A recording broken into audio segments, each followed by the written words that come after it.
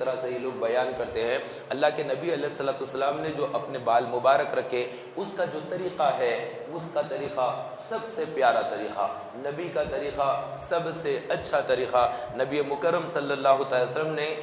اپنا جب حج مبارک کیا، آخری حج جسے کہا جاتا ہے، وہ حج جو رسول پاک صلی اللہ علیہ وسلم نے کیا، ایک حج کیا، اللہ کے حبیب صلی اللہ علیہ وسلم نے ایک حج کیا، اس حج کو حجۃ الوداع کہا جاتا ہے۔ اور اس حج کے موقع پر آقا کریم صلی اللہ علیہ وسلم نے اپنے سارے بال نکال دیے۔ جب مدینہ منورہ سے نبی پاک صلی اللہ علیہ وسلم حج کے لیے تشریف لا رہے تھے تو آپ صلی اللہ علیہ وسلم کے زلف مبارک تھے، آپ صلی اللہ علیہ وسلم کے زلفیں تھی، تو چونکہ بال اڑتے ہیں، ہوا میں بال اڑتے ہیں، تو اللہ کے نبی علیہ الصلوۃ والسلام نے شہد لگایا تھا اپنے بالوں میں۔ تاجدار مدینہ صلی اللہ علیہ وسلم حج کے لیے جب تشریف لا رہے ہیں مدینے سے مکہ مکرمہ، تو سر پر تیل جس طرح سے لگاتے ہیں ایسے ہی شہد کو لگایا تاکہ بال ایک دم ایک جگہ پر رہے۔ زلفیں ہیں آقا کریم صلی اللہ علیہ وسلم کی، اور جو حج کا ارادہ کیا تھا وہ حج نبی پاک صلی اللہ علیہ وسلم نے جب احرام باندھا تو اللہ کے حبیب صلی اللہ علیہ وسلم کی بارگاہ میں حاضر ہوئے جبریل امین، اور اللہ تبارک و تعالیٰ کا یہ فرمان لے کر آئے کہ اللہ تبارک و تعالیٰ فرماتا ہے کہ آپ حج کے ساتھ عمرے کو شامل کر لیں،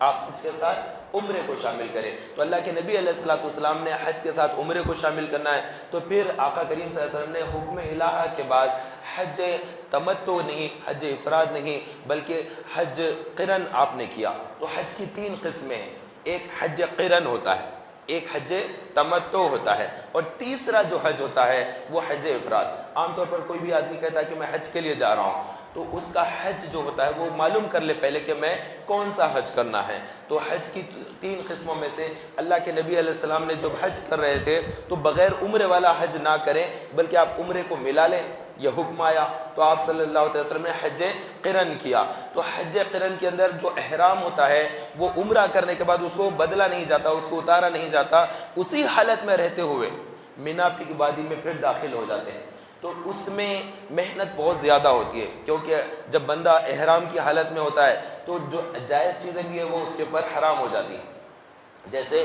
شکار کرنا جائز ہے ہمیشہ، لیکن احرام کی حالت میں شکار کرنا حرام ہو جاتا ہے۔ تو شکار سے مراد یہ نہیں کہ آپ ہرن یا خرگوش کا بندوق لے کر تیر لے کر حرم شریف میں شکار کر رہے ہیں، نہیں، بلکہ کسی چیز کا بھی شکار نہیں کریں گے، حتیٰ کہ سر کی جوں نکال کر اس کو مارنا یہ بھی منع ہے۔ تو حج کی حالت میں، احرام کی حالت میں نہیں کر سکتے، منع کیا گیا کہ تم شکار نہ کریں، تو کسی کا شکار نہیں۔ تو وہ جو حج ہوتا ہے وہ حج قرن کہلاتا ہے۔ حج تمتع کے اندر بھی وہ چیز داخل ہے، کیا حج افراد میں بھی داخل ہے، لیکن تمتع کا مطلب ہوتا ہے نفع اٹھانا۔ تو حج کے اندر ایک عمرہ اضافہ کرتے ہوئے جو نفع اٹھایا جاتا ہے، ثواب کا جو اور ثواب کمایا جاتا ہے، اس لیے اس حج کو حج تمتع کہا جاتا ہے۔ اب لاکھوں کی تعداد لوگوں کی جو ہے جانے والی ہے، اور کئی لوگ مکہ جانے کی تیاری کر رہے ہیں۔ حج کا سیزن بالکل قریب ہے، آنے والا جو مہینہ ہے وہ جو ہے حج کا مہینہ ہے۔ اس مہینے کو جو ذی قعدہ ہے، تو ذی قعد کو بھی حج کا مہینہ کہا جاتا ہے۔ اشہور حج کے اندر شوال، ذی قعد، ذی الحج سب شامل ہے۔ اس مہینے میں اگر کسی نے عمرہ کر لیا اور اس کا حج پہلے سے نہیں ہے تو اس کے لیے واجب ہو جاتا ہے کہ وہ اب حج کر لے۔ جس نے پہلے سے حج کیا تو زندگی میں چونکہ ایک مرتبہ حج کرنا فرض ہے،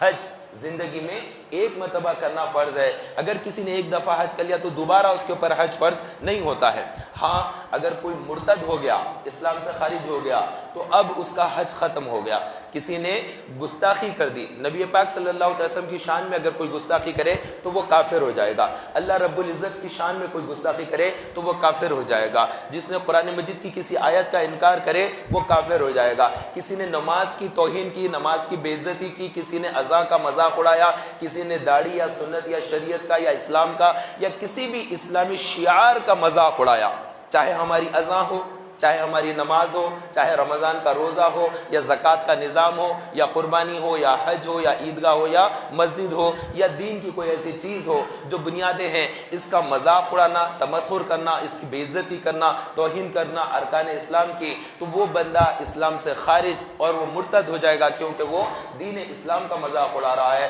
نبی کا اگر مذاق اڑا رہا ہے۔ تو ایسے بھی لوگ ہیں، کافر ہوتے ہیں، لیکن وہ لوگوں کا کفر بڑا شدید ہوتا ہے۔ وہ کفار جو شدید اختیار کر لیتے ہیں، شدت اختیار کرتے ہیں، تو وہ غیر لوگوں کا جو کفر ہے وہ شدت اختیار کرتا ہے تو ان پر عذاب بھی شدید ہوگا۔ تاجدار مدینہ صلی اللہ علیہ وسلم کا ارشاد گرامی ہے، لوگوں کا ایمان اور لوگوں کا کفر ایک برابر نہیں ہوتا ہے، جو جتنا زیادہ مجھ سے محبت کرتا ہے اس کا ایمان اتنا زیادہ قوی ہوتا ہے، اور جو جتنا زیادہ مجھ سے نفرت اور دشمنی رکھتا ہے اس کا کفر اتنا زیادہ سخت ہوتا ہے۔ تو آپ اگر دیکھیں گے دنیا کے اس خطے کے اندر ہر جگہ پر نظر دوڑائیں گے تو الگ الگ بھانت کے الگ الگ طریقے لوگ ہیں، ان کے کلچر، ان کے انداز، ان کے طریقے، ان کا رہن سہن، ان کی زبانیں جدا جدا ہے۔ اس میں سے جو اسلام کے خلاف ہوتے ہیں ان میں سے چند جو شدت اختیار کرتے ہیں اور وہ ماحول بناتے ہیں اسلام کے خلاف، نبی پاک صلی اللہ علیہ وسلم کے خلاف میں وہ کوئی نہ کوئی جملہ بولتے ہیں۔ عموماً جو ہمارے آقا کریم صلی اللہ علیہ وسلم کے خلاف میں جو گستاخیاں کرتے ہیں وہ نکاح کے اوپر کرتے ہیں کہ اللہ کے نبی علیہ الصلوۃ والسلام نے 11 نکاح کیے ہیں، اس کے اوپر مشرکین اعتراض کرتے ہیں، غیر اس کے اوپر انگلی اٹھاتے ہیں، تمسخر کرتے ہیں۔ اس سے پہلے بھی، آزادی سے پہلے بھی اللہ کے نبی علیہ الصلوۃ والسلام کے خلاف میں ایسے ہی ایک کتاب لکھی گئی تھی، اس کے اندر بھی ایسے ہی جملے لکھے گئے تھے، اور اس میں رنگیلا نبی کے نام سے ایک کتاب چھاپی تھی۔ آزاد ہندوستان نہیں تھا، انگریزوں کا دور تھا، اس وقت میں مسلمانوں نے بہت بڑے پیمانے پر پروٹیسٹ کیے تھے، بہت بڑے پیمانے پر احتجاج کیے تھے، اور اس کے بعد جس مشرک نے وہ کتاب لکھا تھا اس مشرک کے گھر تک پہنچ کر ایک مسلمان نے اس کا گلا صاف کر دیا تھا۔ اس کے بعد اس کو قید کیا گیا، اس کو لایا گیا، لا کر کورٹ کے اندر پیش کیا گیا کہ تم نے قتل کیا ہے، اب تمہیں اس کی سزا ملے گی۔ تو پھر اس وقت کے وکیلوں نے کہا تھا کہ تم بس اتنا کہہ دینا کہ میں نے قتل نہیں کیا ہے، پھر میں اس سب سنبھال لوں گا۔ وکیلوں نے اس طرح سے کہا تھا۔ جو غازی تھا جس نے زبردست طریقے سے اس کا انتقام لیا تھا، اس غازی سے وکیلوں نے کہا کہ تم کورٹ میں صرف اتنا کہہ دینا کہ میں نے قتل نہیں کیا ہے، پھر بچانے کی ذمہ داری میری، جج صاحبان کے ساتھ تم نے کیا بات کرنا ہے وہ میں دیکھ لوں گا۔ انہوں نے کہا کہ نہیں، میں ہرگز ایسا کام نہیں کر سکتا، میں نے جب قتل کیا ہے تو میں ضرور یہ کہوں گا کہ میں نے کیا ہے، کیونکہ میں نے کوئی جرم نہیں کیا ہے، میں نے مجرم کو قتل کیا ہے، میں نے صحیح کیا ہے۔ اس طرح کی انہوں نے بات کی تھی۔ اور جب کورٹ میں لایا گیا، جج نے پوچھا کیا تم یہ کیسا کرتے ہو، تم نے قانون کیسے اپنے اختیار میں لے لیا ہے، اور یہ کیسے گستاخی پر تم نے یہ کیسے کام کیا ہے؟ تو اس وقت اس نے ایک تاریخ ساز جملے کہے تھے، ایک تاریخ ساز جملہ کہا تھا جج کے سامنے۔ اس نے کہا تھا کہ اگر توہین عدالت ہو تو جج صاحب آپ پسند نہیں کرتے، اور جب توہین رسالت ہو تو کوئی مسلمان بھی پسند نہیں کرتا۔ تو یہ بات انہوں نے کہی تھی جو تاریخ میں لکھی گئی ہے کہ اس وقت میں جب مشرک گستاخ ملعون نے جب غلط بات لکھی تو اس کا انتقام لیا، اس کو سزا دی، اور اس کے بعد جج کے سامنے اپنے گناہ کا اقرار بھی کیا، اپنے غلطی کا اقرار یا اپنے جرم کا اقرار کیا جو حکومت کی نظر میں ہوگا، لیکن اسلامی شعار کے اعتبار سے وہ چیز وہ نہ تھی، لہذا اس کو سزا دی گئی۔ لیکن وہ شہید کا مزار آج بھی وہاں پر جو ہے لوگوں کا مرکز بنا ہوا ہے، لوگ آتے ہیں وہاں پر، پھول چڑھاتے ہیں، اور وہاں پر قرآن مجید کی تلاوت ہوتی ہے۔ تو ایسے لوگ بہت کم ہوتے ہیں، اور اللہ جن کو چن لیتا ہے وہ منتخب ہوتے ہیں اور ایسے کام کے لیے آگے بڑھ جاتے ہیں۔ تو اللہ جس کو توفیق عطا فرما دے وہ، لیکن ہم قانون کو ہاتھ میں لینے کی بات بھی نہیں کر رہا میں، ہم اپنا درج جو کرانا ہے۔ ابھی اس وقت میں نپور شرما نامی خاتون نے جو گستاخی کی ہے، رسول پاک صلی اللہ علیہ وسلم کے گستاخی کی ہے، ہندوستان کے کئی شہروں میں احتجاج ہوا ہے،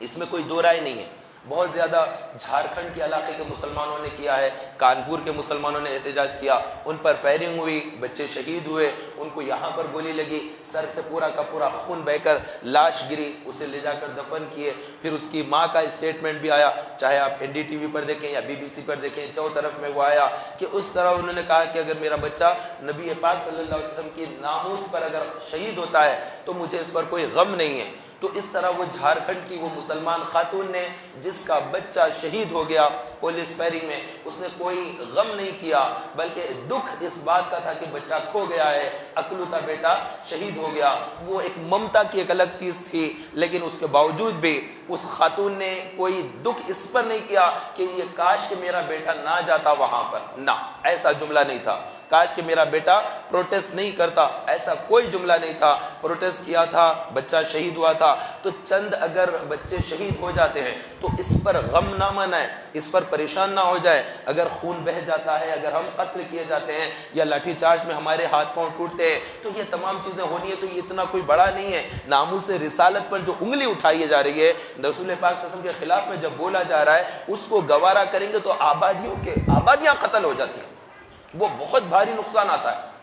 اس سے پہلے غرناطہ کے اندر ہماری حکومت تھی 500 سال مسلمانوں، آج کے اس حساب سے اس کو آپ اسپین سمجھ لیجئے، اس کو اسپین ملک کہا جاتا ہے۔ تو یہاں پر ہماری حکومت تھی، 500 سال مسلمانوں نے حکومت کی، بڑے بڑے علماء ہوئے، بڑی بڑی بھاری قرآن مجید کی تفسیریں، ترجمے سب انہوں نے کیے۔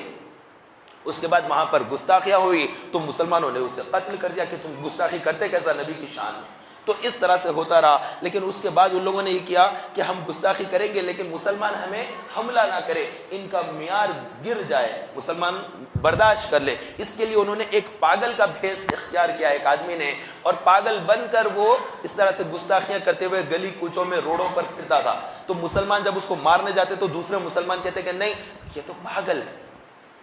یہ پاگل پنے میں بول رہا ہے۔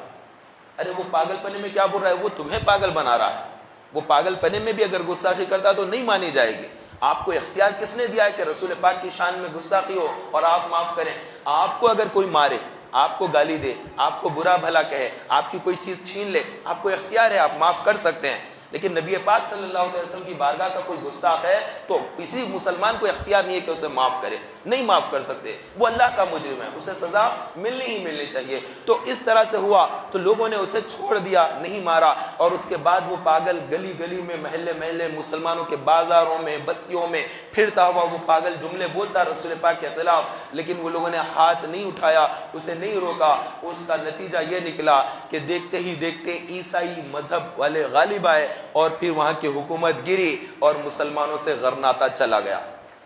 ایک بڑا ملک اسپین، مسلمانوں نے جہاں پر 500 سال حکومت کی، وہ حکومت وہاں سے چلی گئی۔ آج وہاں پر عیسائی مذہب کے لوگوں کی حکومت ہے، کرسچن وہاں پر حکومت کرتے ہیں، تو حکومتیں تباہ ہو جاتی ہیں۔ آپ یہ سمجھتے ہیں کہ اس کے اوپر بولنا چاہیے، نہیں بولنا چاہیے، کرنا نہیں چاہیے، آپ کی آبادی ہی نہیں رہے گی، آپ کا وجود باقی نہیں رہے گا، آپ کا نام، آپ کی عزت، سب کچھ رسول پاک کے قدموں سے ہے، اور اگر وہاں سے اگر ٹوٹ گئے تو پھر کہیں کے باقی نہیں رہے۔ واللہ وہی سے ہمارا تعلق ہے، وہی ذات سے ہمارا تعلق ہے، اس ذات سے محبت، وہ مرکز ایمان، وہ مرکز اسلام ہے۔ ان کی عقیدت، ان کی محبت، ان سے بے پناہ، ان سے ان کی چاہت، یہی اسلام ہے۔ اسلام کسی اور چیز کا نام نہیں ہے۔ آپ اگر اسلام کو کسی اور زاویے سے دیکھتے ہیں تو نہیں، بلکہ اسلام وہی ہے جو محمد الرسول اللہ ہے، یہی ایمان، یہی اسلام ہے۔ ہمارے لیے سب کچھ یہ ہے، ہماری مائیں قربان، ہمارے باپ قربان، ہماری بہنیں، ہمارے بھائی، ہماری بیوی، بچے، ہماری ذات، سب کچھ قربان رسول پاک کے نام پر، رسول پاک کی رسالت پر، ان کے ناموس پر، سب کچھ اگر قربان کریں گے، وہاں سے پھر اللہ عزت دے گا، وہاں سے تمہیں شان ملے گی، وہیں سے تمہیں پھر عزت ملے گی۔ یہ عزتیں، یہ طاقتیں، یہ سب کچھ توانائیاں سب اگر ملیں گی تو انہی کے قدموں کے برکت سے ملیں گی، اور اگر اس در کو چھوڑا تو پھر در در کے ہو جائیں گے، قتل کیے جائیں گے، مارے جائیں گے، ملک سے نکالے جائیں گے، تباہ و تاراج ہو جائیں گے، لیکن کوئی چیز حاصل نہیں ہوگی۔ تو ان سے محبت کرنا چاہیے، ان سے شریعت پر۔ تو آج ہمارے لیے جو ضروری ہو گیا ہے پہلے سے زیادہ کہ ہم مسجدوں کا لگاؤ اپنے سے بڑھا لیں، اللہ کا گھر مسجد، اس کے اندر آنا جانا ہمارا بڑھ جائے، مسجدوں سے ہمارا لگاؤ بڑھ جائے۔ آپ نماز کی طرف آ جائیے، آپ ذکر و اذکار کی طرف آئیے، اللہ کی رسی کو مضبوطی سے تھامنا ہے، اللہ کی توحید، اللہ کی محبوب کی محبت، اس کے لیے ضروری ہے کہ ہم قرآن سے محبت کریں، نمازوں سے، مسجدوں سے محبت کریں۔ آپ جتنا زیادہ مسجدوں کو آباد کریں گے، اللہ تعالیٰ اتنا زیادہ غیروں کے دلوں پر آپ کا خوف طاری کرے گا، غیروں کے دلوں پر آپ کا خوف طاری کرے گا، اور اللہ تعالیٰ آپ کو پھر سے عزتوں سے نوازے گا، ورنہ پھر ٹھوکریں ہی ٹھوکریں، کہیں سے کچھ ملنے والا نہیں ہے۔ تو اللہ کے لیے، اپنی آخرت کے لیے، ناموس رسالت کے لیے ہمیں کام کرنا پڑے گا۔ تو محترم عیسائی بھائیوں، میں عرض کر رہا تھا بندہ نواز سرکار کے متعلق کہ وہاں پر